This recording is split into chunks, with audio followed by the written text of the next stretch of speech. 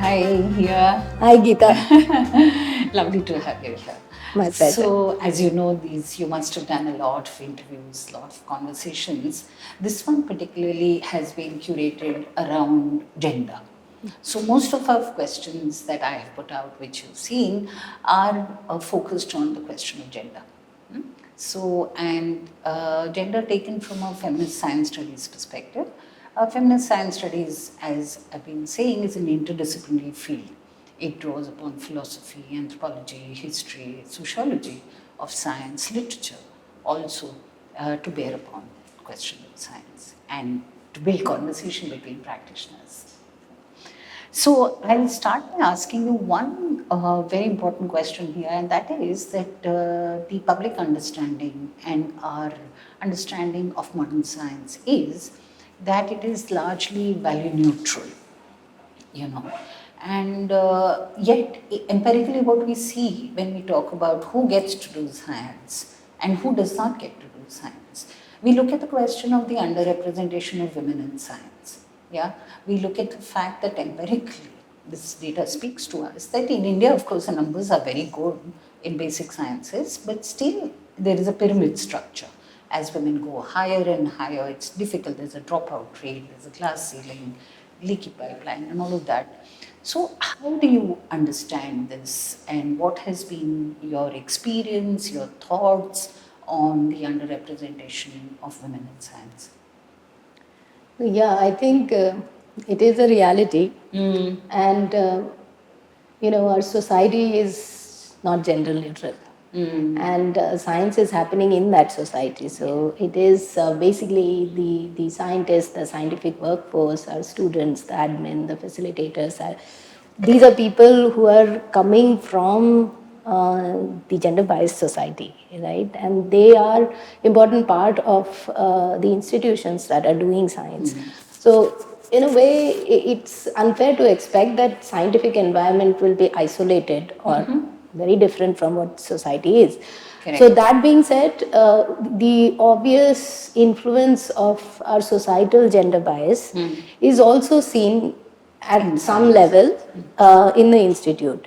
But I think you talk about personal experiences, right? So if I see from my personal experience, I do feel that the in the science institute maybe the gender biases could be a little less, and perhaps for a reason, for a valid reason, which is that the day-to-day job that it involves inside a scientific environment, designing your experiments, thinking about questions, looking at data, training scientists, writing grants, none of these are public facing.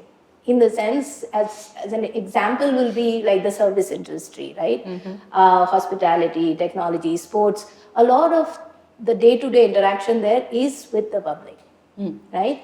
And this is not the case when you are doing science in an institute. So at that level, the scope for the manifestation of gender biases is less. So on a relative scale, I do feel that the gender bias feeling will be lesser. That is because of the nature of the job. But again, science is not happening in an isolated environment. It is an extension of society. So unconscious biases come with the people who do science and go back to their home. So those manifestations definitely do play a role. And oftentimes it could even be conscious. I mean, people are consciously also, like a lot of women in science also report that, they are consciously kept out of, maybe not in premier research institutes or anywhere, but largely in the world of science, and women are kept out, for example, from what they call the boys' club, where many of the decisions to award fellowships, to give named awards, or even for grant taking, grant making kind of questions, women do report that often they are probably kept out of these discussions. Yeah, that could be true. Again, I'm not entirely sure if it is conscious, because this is how I feel about it, is that because of how our societal norms are, which is against women, right? By and large, many times it's not easy for not just men, for even the entire society to see a quick-witted, decisive, assertive woman and not judge her.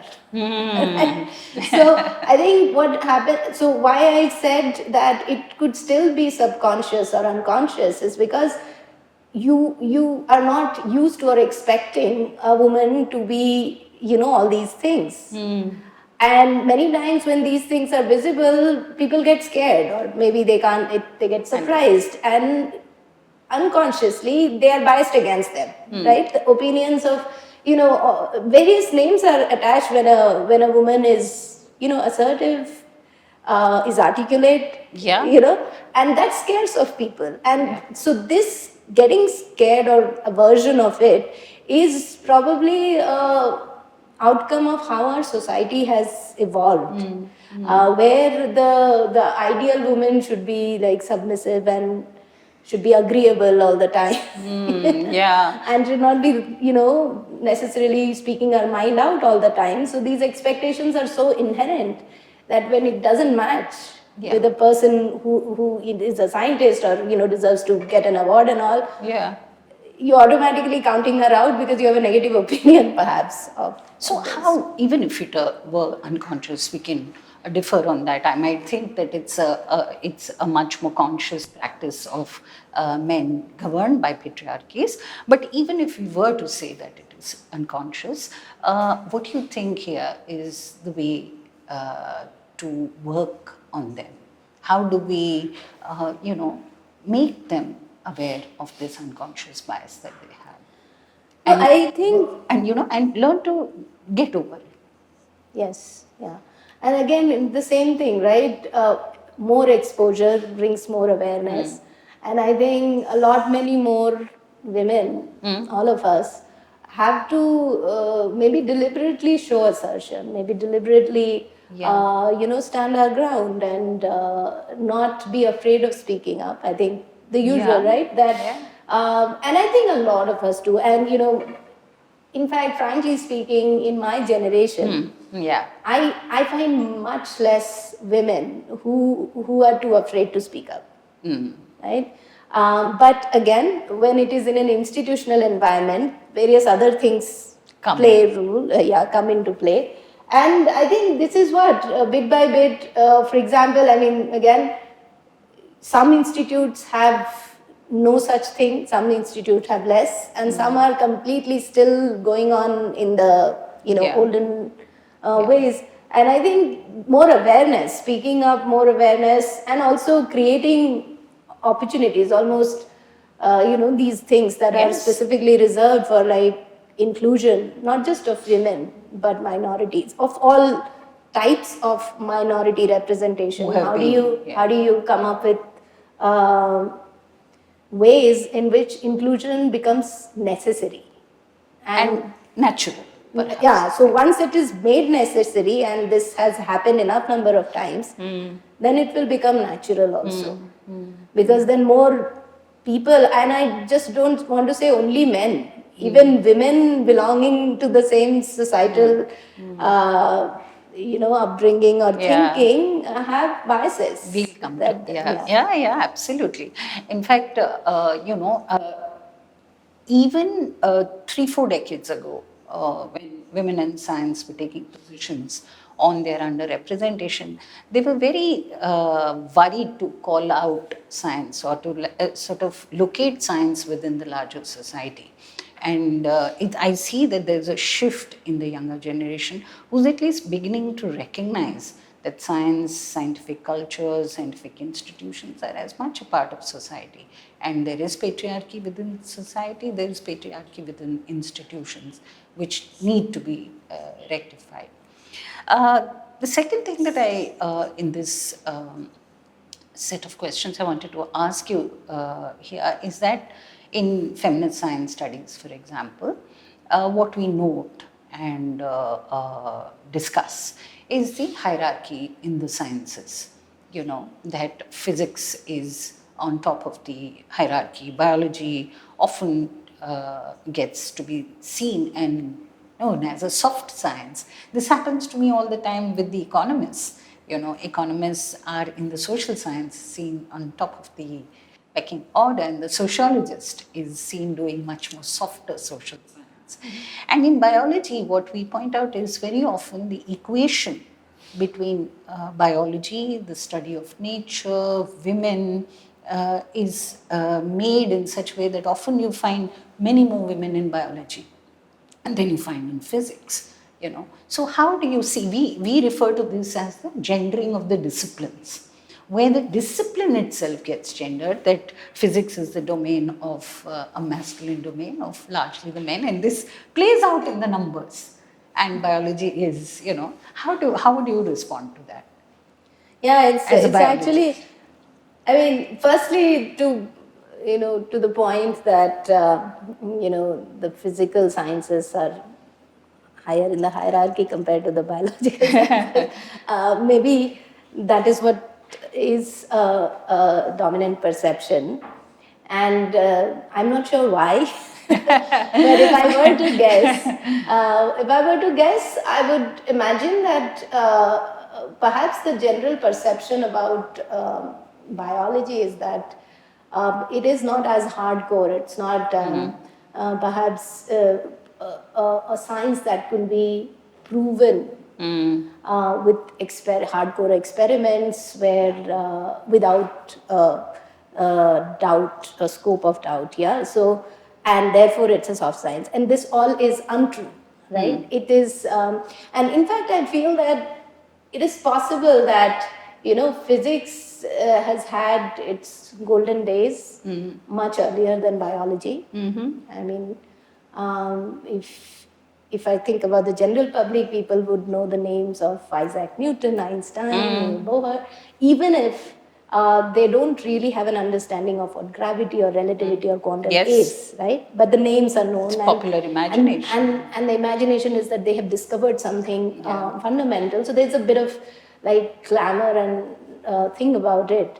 In contrast, if you look at biology, most of it is perceived from the medicinal discovery, which is more like correlational, observational, things that you have seen and correlated and found so far mostly, and therefore maybe that is the reason why people grade it differently, and then that tells you that what needs to be happening is a more targeted awareness of the fact that biological concepts actually carry hardcore objectivity and can be proven with hardcore experiments that's happening, and so therefore I think the phenomenological viewpoint for biology has to be converted or changed from that viewpoint to a more law of nature viewpoint, right? And for that, discoveries, the fact that these things are happening have to be made aware to the public, a deeper understanding of biology that kind of defines laws, nature law kind of thing, has to be gained, transmitted and taught and explained. I think that needs to happen. And I think what also needs to happen, which is probably happening in the social sciences, to some extent in the natural sciences, is to say that biology, or for that matter sociology, the softer sciences, have a lot to offer in terms of complexity and how we look at ideas. Now, for example, in sociology, we look at a lot into subjectivity of human action, and economics is now benefiting and learning from looking at what sociology does. So I think it should be a two-way process in that sense. I mean, we don't all have to go to the way of the exact predictable kind of sciences. In those sciences also we can look at spaces where it's not so easy to as a matter of fact, it is a truth that biology or biological sciences have to deal with a dynamic entity, right? Biology is a dynamic entity, which is not true for, let's say, not so much true for the physical sciences in terms of the time scales, everything. But so I think the distinction that I draw is that the awareness that it is as much of a rigorous science is just lagging in time. And that is happening, I mean, if just to give you rough time scales, the fundamental sort of theories in physics started around 1600s, 1900. By early 1900s, a lot of these fundamental discoveries were proven, like concepts were proven. If you compare it with biology, the first proposal of inheritance by Mendel came around mid-1800. It took nearly 100 years from then to find the structure of the DNA, the genetic code to be established. And then several decades from there for the first genome to be even sequenced.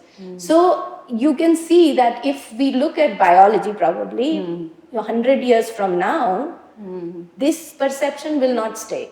So what I'm trying to say is that it is as, so when you talk about exact is, how exact is the definition, but the definition itself could be defining a dynamic entity, right? So I don't think it is about exact or not exact. It is mostly about understanding or having the evidence or exposure or awareness as to what biological science is. I think important thing to happen is that it has to move away from this medicinal applicational viewpoint. Biology research, that part is just a part of it. Yeah. The fundamental biology research is way more, but it is, in comparison to physical sciences, in a much younger stage. So, yeah.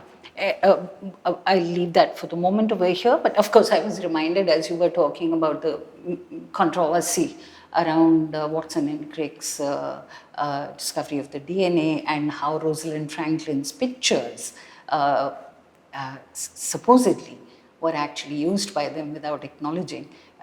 You have any thoughts on that kind of discrimination that happens? So not just her, even Marie Curie. I mean, the women scientists that existed, many decades earlier had a much harder time. There is no doubt about it, right? And that is what I'm saying, that is an implication or manifestation of the society at that time, at that age, right? A version of that might be happening now, but that is as per the norms of this age. So the discriminatory societal norms were much more hardcore. Blatant. So we've There's come nothing unconscious of the fact that they took her pictures there. They didn't even think that's a wrong thing to do. Wrong with it. Yeah. So I'm now going to shift gears a little bit, and since this is a gender-based interview, I want to take you back to childhood. Okay. And I know it's a hard thing to do, but many of us come from very privileged backgrounds of caste and class, and maybe in our own families when we were being raised or in the schools that we went to, we might or might not have detected any gender discrimination. But when you reflect back on it, maybe we see some of that. What do you think? I mean, how was your childhood? And you're raising one girl. Two girls. Not one, but double. So, yes. So, I think I was just fortunate to be raised in a family. Like you said, some of us are in a family where education was greatly valued. Yes. And actually, in retrospect, when I feel that my parents may have actually steered us towards science, both me and my sister, because they valued it too much. Yeah. But it's not that even though in my family I didn't feel discrimination, although the subtle kind of expectation and things you would feel, you would see. So that's what I was getting into. I don't recall specific discrimination with regards to studies. Yes. In fact, anything that I have noticed personally was beyond the study domain, which is, in fact, I went to a co-education, co-ed school, and co-eds are fun. I think they're very good systems of education. And if I recall a discrimination, that would be in the sports room. Achha. So the bell would ring, we'll go for the games class. very few girls will anyway opt to go and get the football or the basketball. Yeah. And if we go there and by chance there is only one, our sports teacher would automatically feel that that should go to the boys. Boys, yeah. Because there are more number of people coming for it. He might have a logic, but whether there was a bias or not, I think you are refusing to commit yourself to the bias. No, in the sense that, of course, there was what I thought is it was not a conscious bias. It was a subconscious bias in the thing that he automatically thought that there are more people, more students who are going to get to play with this ball compared to the two girls who came to get it. Yeah. Right? So there's an implicit, or rather, let's say for us, it's explicit structural understanding of what boys can do, what girls can do. Exactly. And therefore what boys should do, what girls should do. So in that sense, the fact that your parents encouraged you to do science and go that way was quite unusual. Yeah, and not only, I mean, I even did not feel in my extended family that education is something like science versus commerce or arts was something that they gender discriminated. More was to do with what you wore when you came back home, how you presented yourself, all of that, which was more to do with societal interfaces, where, nobody would want to get, be standing out for doing something this way. And growing up in a city, those things Where did you grow up? Delhi. Delhi. So very cosmopolitan in that way. And so, I mean, but I'm aware that there are families who have a verdict for what to study if you are a girl versus a boy. Isn't it? Yeah. Yeah, but been just fortunate to not have experienced it. And because that's what you see, there are girls who are not encouraged to do engineering, they'll be encouraged to do medicine. Girls will not be found suited to do physics, more biology. So it's the kind of structural constructions around these things are what we need to also point out and work. Totally, I agree. I mean, this is again, it's the societal impact. Yeah. And but one person at a time. All of us are society. Yes, in that one sense. person at a time. As how the contribution to goodness, as how is the contribution to... So how was it in school? How was it in college? So a lot of research shows that the science classroom is also very gendered, just like you spoke about sports. Very often in the science classroom, the teacher comes with a certain kind of a bias that, boys will be good at maths, girls will probably not be as good as math. And a lot of girls actually do science. The numbers are very high in school science and things like that. But they all speak somewhere about, so for example, textbooks. Now, of course, things have changed. Textbooks would routinely show women doing secondary work in a laboratory and the male being, at the forefront. So what do you think of school or colleges or your own experience? Where did you go to university for grad school? You went... Delhi itself. Delhi itself. So if I see, observe, even if you didn't experience it, did you observe some of this around you? So when you ask me specifically, and I'm just going back in my history. I think so in my school, the science section there were two commerce section and two art section after 11, right, at that time. And so the PCMB, the science section, would typically have less girls. That being said, when we had classes or any other thing, there was no discrimination between the boys and girls in the classes. This was Delhi, I don't know.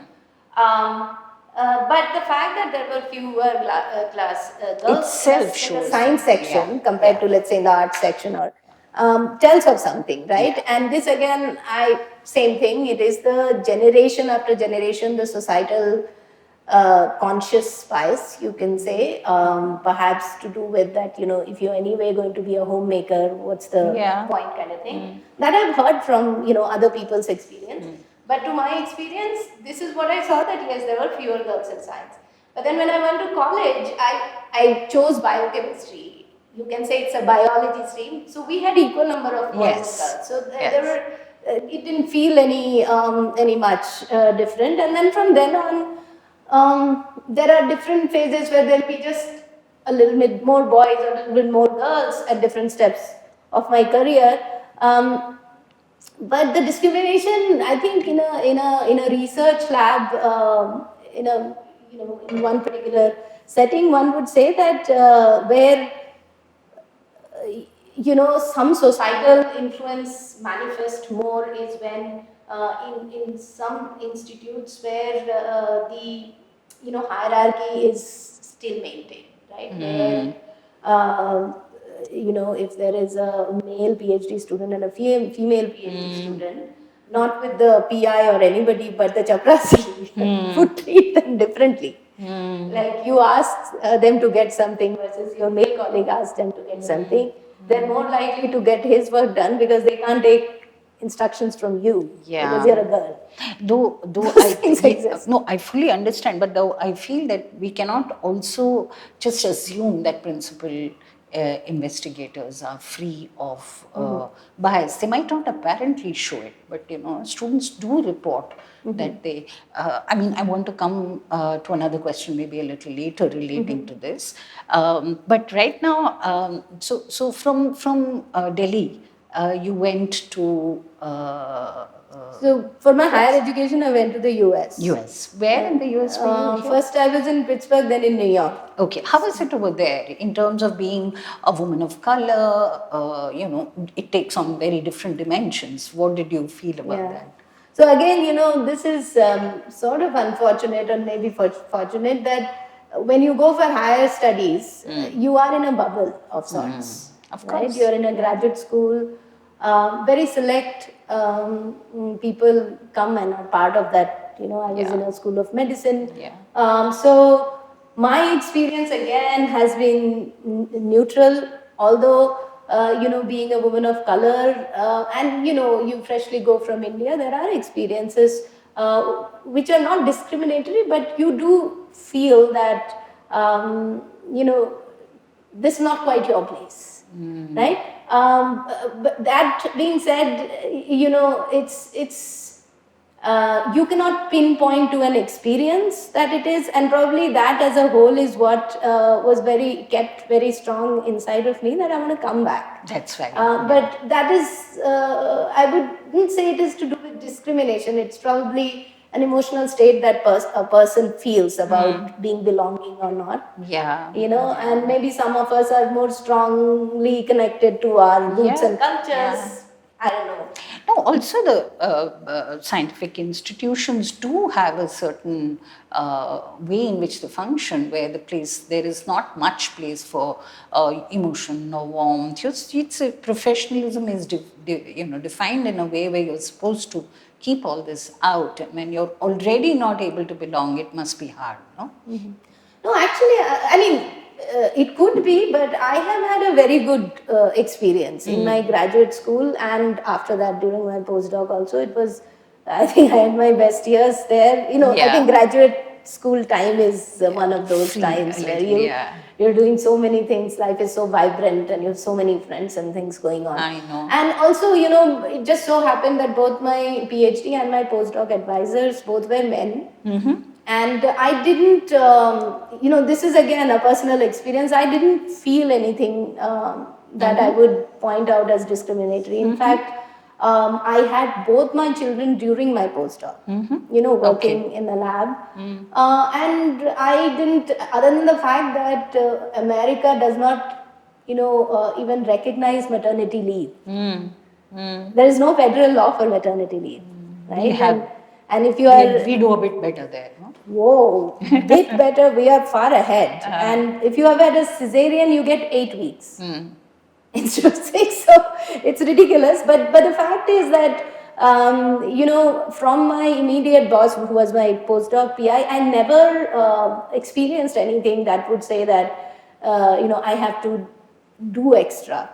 But I think being a passionate scientist, I couldn't keep myself for too long. And luckily I could balance, and it all worked out fine. I didn't take too much of a break, but if I had to, I didn't think that would have been a problem. So I have been really lucky that with all the male mentors that I've had, I have gotten only support. Yeah, it's so instructive to see that we are using the word lucky so often, no? In comparison to others, really. Otherwise, because no, it also indicates here that there is privilege, no? Yes. We come from. We are sitting here. That's actually a function of privilege in many ways. And so how do we address that? How do we negotiate that and not say that it's my right or it's taken for granted? Yeah, totally. And so now, coming to what you were saying about being in labs and you had mentors, oftentimes, I was telling you this also, one hears that women PIs, women scientists, women mentors, whether in physics, chemistry, biology, they tend to become harder, more difficult, more exacting. And I hear this, that they're more toxic. And so a lot of younger people sometimes report saying that, we don't want to work in a women PI's lab because they are much more demanding and toxic and things like that. And I've often wondered, the blame is put squarely on the woman. And I've often wondered, why is it not seen as a product of the fact that women are all the time proving themselves harder?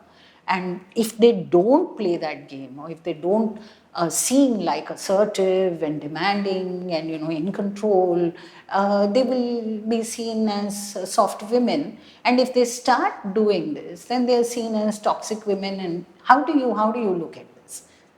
Yeah, it's very difficult for me to really understand what toxic women mean because just simply that they are much more harsher, they become more demanding, they become more competitive, they become more aggressive, they give very little space for family, emotion, well-being of students, they become cutthroat basically also. To put it very simply, there's nothing, nothing philosophical about this. This is just simple. So I think, again, behavior. I can't draw much from my own experience. I have not witnessed this too much, but the same thing comes to me that if a woman, and it's especially true for women who are in leading positions. No, this is also because, you were saying earlier also that it becomes imperative that women assert themselves. That's what I was coming to. Yeah. So perhaps this all could be a manifestation of the same thing, that if a woman is sounding decisive and articulate and quick-witted even, it scares people. And if the same content, even with the same mannerism, is told by a male PI, maybe it's more, it doesn't come as a surprise. I don't know, but it's more accepted because maybe their dads are behaving like that and moms are not. Also because they're behaving according to their gender, and if women are not, then there's something wrong. Yeah, brings me to the next part, which is that often as women we tend to become, all of academics, but in the sciences also, I'm sure it happens, is that we bring this, our social roles of mothering, caring, and a lot of us don't want to do that either. We don't want to be mothers in our workplace, and there's constantly this thing about, how can you women be, professional, whereas the expectation is you should. But when actually women actually go about doing that, then it is, oh my God, how can she? She's a woman, she should be more caring. Yeah, so this is something that I do feel, at least that's how I run my group. I do feel that to care about your team is inherent in you being able to lead your team. And the care is to do with that you want your team members to be happily working, not to be instructed to work. Right? And the happiness, has to do with a lot of things, success in their work, but other things that are going on in their life. And when you are in a professional relationship, there is only to some extent that you can take care of other things, but that does not mean that you cannot be sort of caring for your team members, right? And giving them space, asking them how they're feeling, or even whenever they need help, sincerely trying to get them help. And I think this is perhaps maybe now more, but is done pretty regularly, not only for women, by women PIs, but I can totally imagine a lot of my male colleagues to be cared, because it is just counterproductive to have team members that are not feeling well, either emotionally or physically. So I think this just goes with the the normal sense of what a team is and how you want to lead the team in a constructive way. And so, yes, so in that way, do women do more of this? I'm not sure. But I definitely They might be, but they shouldn't be expected to do it. They should not be expected. In fact, I would say everybody should be expected to be caring for their team, male or not. Yeah, I mean, I think, the idea is that inherently we set up one against the other, no, in a competitive environment. So the quotient of care, the amount of care that can come in this situation becomes it shrinks more and more, is what is possibly the explanation why we don't see that much of care in scientific institutions. It's much more focused on what you do, what you produce, how fast you do it. But that's true for any professional field, right? You cannot find a good job and say 3 days out of 5 days a week that, I couldn't do this because of XYZ. No matter which professional setting you go, you have to fulfill your professional deliverables, the responsibilities and duties. In different professions, there are different demands and different types of flexibilities. And these differences are there in academic versus industry, even in the field of biology. And so I don't see it anything particularly that, in fact, if anything, in an academic setting, such as ours and any research institute, there is way much more freedom. This professionalism of you have to do your job and you have to do it in a certain amount of time and all is much more relaxed in academic setting. And in fact, I have enjoyed that in my previous life and been able to, that has been helpful to balance my work and life when I had babies and all. Here, the other thing is, maybe it's a little bit of a superficial question, but it's an important one. The European Union came out with this video, "Science is a Girl" thing, a few years ago, which I think I've shared that with you, where they try to make science very cool, and it became a very big controversy, where the girls were shown wearing lipstick and makeup, and all of that. And there were problems with the video at many levels. But what came through to me at that point was also this construction of how women in science. So the justification that the European Union gave for that video was that we were trying to appeal to young women in their own language, in terms of how they, how they want to be seen, and in that scene, science is also part of it. Anyway, that's a controversy we won't get into right now. But there is amongst scientific women also, women in science also, there is, would you say, a certain kind of performance expected? How you dress, how you talk, how you speak, that kind of a thing. Yeah, I mean, you're right. And this could be more India thing, I don't know, but women are expected to look and dress a certain way, especially if they're scientists. Yeah. So, that is, and I've also heard that, there is if you dress a certain way, that generates respect for women. And I don't know what, actually I came to realize it a bit late, right? That, this is happening. Like people do wear dimmer colors and sari and, all of that. And when I realized it, I mean, I love wearing saris, but I'm not as comfortable in it as in other clothing. So when I realized it, I didn't feel like that I can follow it or I want to follow it. So I quite deliberately, followed what kind of more identified with me, what I was more comfortable with. And you might have seen me often dressing in all styles. And I also see that more women around me are also doing that. They are choosing their style, they are doing their thing. And they should have that. Exactly. And so I think that is what I mean. The society has had this long-standing notion, everything about women, how they should talk, what they should wear.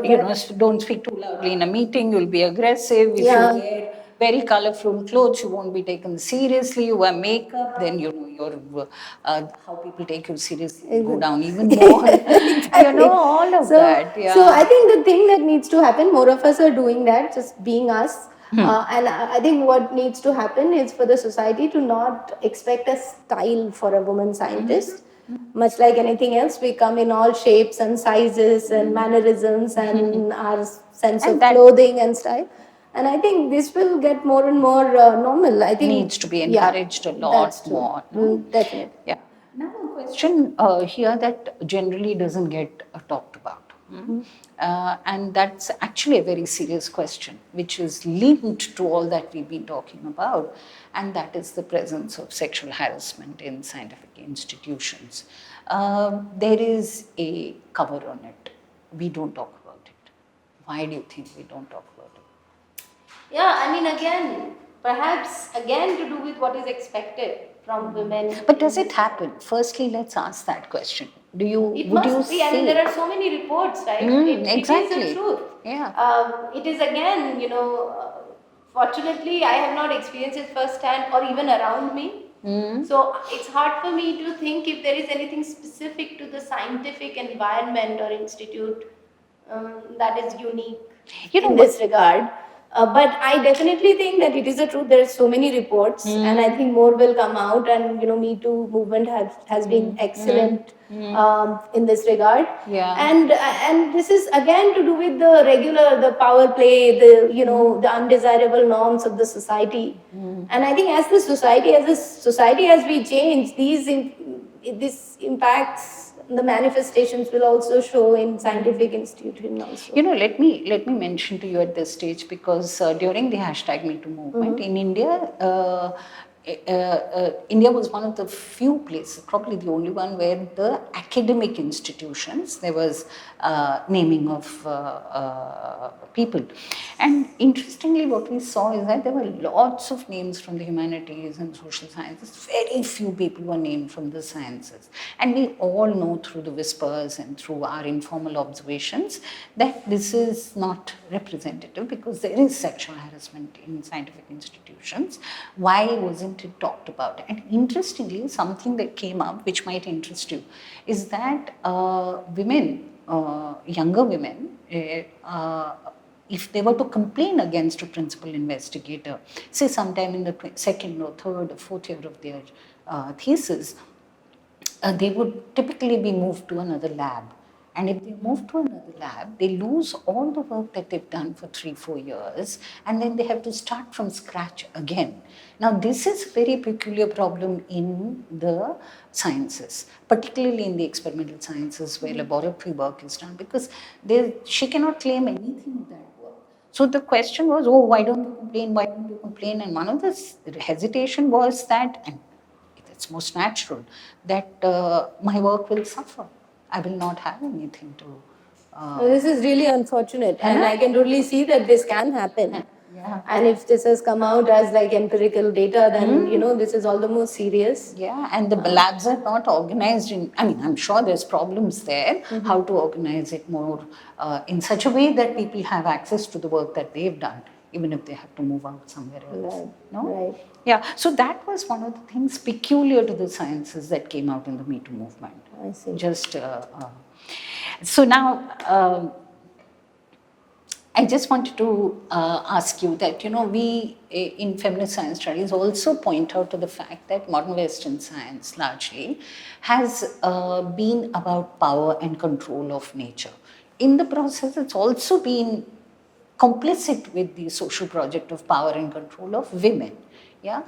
And today, when we look at ecology, when we are talking about sustainable development, many ways in which we are rethinking this project of modern Western science towards it becoming a more compassionate and a more a project based much more on connection with nature rather than on overpowering. How would you see your own work, for example, or the field of biology, or larger questions of science and society? How do you see science in the future? Yeah, I think I think it is through science that our understanding of where and how we can connect with nature will develop. Like the outcomes that are already visible are again pointing us and helping us to understand how we can nurture our environment, how same as it has nurtured us. It is through modern science and discoveries that we've come to know about what is happening to the climate, and if at all we can do something about it. Similarly, you talk about my own research of the understanding of how we can utilize the inbuilt resilience that human body already has. Tell us a little bit about your work. Yeah, sure. So my research program is around basically understanding the logic of resilience in biology, and we do that by we try to understand in the brain. So basically, the theme is, can we infer how the brain sustains itself through the adversities of a lifespan, right? So from our development to when we ultimately die, there are many things that are happening around us. A lot of them psychologically impact us, a lot of them physically. We go through infections and other things. There are environmental changes happening, and the brain, for the most part, we don't go nuts. Right? The brain is an extremely plastic organ, and it is able to constantly adapt such that there are no manifestations on the surface.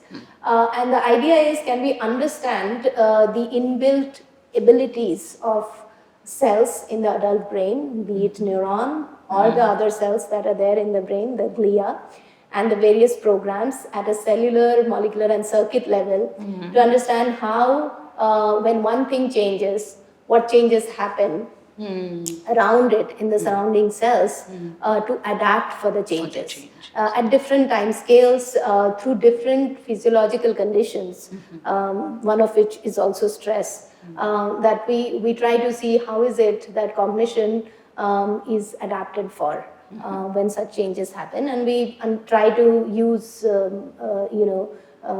experiments that will give us insights from the molecule, cells, circuit to all the way the organism. Here again, the question that we would ask is that why is it, on brain size, female male brain, there's been so much discussion, but why is it that we take used to take the male brain to be superior because of size, etc. You've told me that obviously we all know that has changed, and yet we find that the female brain is it studied enough, or do we still continue to study the male brain and take that to be the baseline? So what are the problems, for example, if you have to study the female brain? There are no problems actually. So I think what has happened, there are data sets which are predominantly male biased, especially when we use experimental animals as a model system. Oftentimes it is the male gender that is used, and that is the common reason given is that, through the estrous cycle there are changes at every level, and the hormonal level also have an impact on the circuits, and therefore the variabilities, the variables while doing an experiment, there are many inherent variables if you use the female system. And you can of course normalize for it, take care of it, but it will require additional effort. Right? And we don't want to make that effort. No, it's not. So what happened, I think, is that by choice, like when we choose a model organism, we go through what are the pros, what are the cons, what is it that we get, and what are the trade-offs. And you choose the one that gives you more in your favor than the trade-offs. And in that, the male organism kind of fit the bill, and so it was like a default choice. And what was not recognized is that because traditionally the view was that beyond the reproductive organ, the body is largely same. The organ system, the basic nature of how things will function is same between male and female, and therefore if you're studying a male organism and not studying the reproductive system, you're fine.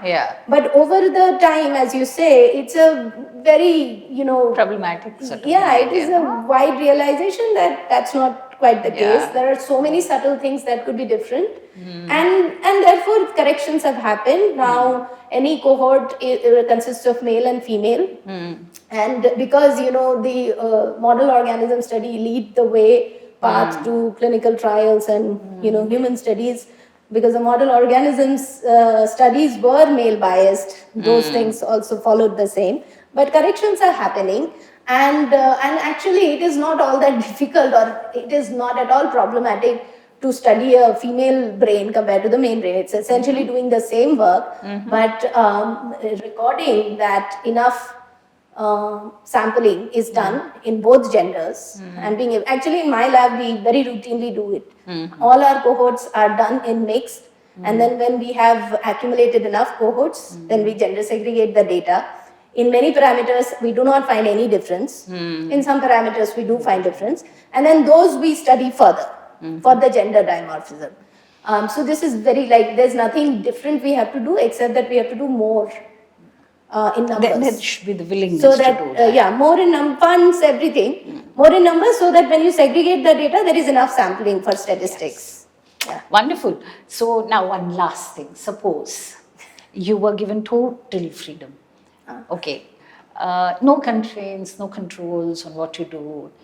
Would you pursue science to the exclusion of everything else? Would you be passionate scientist? Yeah, absolutely. I think most of the scientists will give you the same answer, but it is the truth that sometimes, but these are short phases, that I do feel that, wish there was nothing else and I could just do this. But then I really enjoy the other parts of my life. And I firmly believe that for any human to live a single dimension of life is kind of a loss. Because each one of us, have so much potential and so many facets. Yes. That if we do not, enjoy all of them and live whatever we can enjoy by living all the facets, it's kind of a life less lived. But I definitely think that a large part of how I define myself is to do with my work. In fact, of course, many times if you ask you who you are, I end up saying I'm a scientist and a mom, and then quickly enough I'll regret, I didn't say a friend and a wife, because that's a as vibrant and fulfilling part of my life as the first two are, right? Of course, so it's you want to live it all. And I think this should be a vision for every scientist or every person, because a person of science is also a person who is of society, a person of politics, a person of faith. You don't know, there are multiple dimensions. And this idea that, we have to undividedly pursue only science if we have to prove ourselves might be difficult. Anything else you want to say? I think the thing that comes to my mind is, because this is about biology and also about women, I just want to give this message, hopefully it makes it to more people, that this is really the best time to do biological research. We are living it right now, and this is a truth that the amount of insights that can be made because of the technology that is available, access to information that is available, it's mind-boggling, and the nature itself is so awe-generating that when you have ability to gain such deeper insights, it's exciting. It's a mesmerizing thing. And apart from that, science and an academic career has been very rewarding. I think it's a career of freedom in many ways, and I think just spreading the awareness about science is something that I hold very close to my heart. I wish I was as optimistic as you. But thank you very much. Let's talk more. Thank you. Okay. Thank you. Thank you.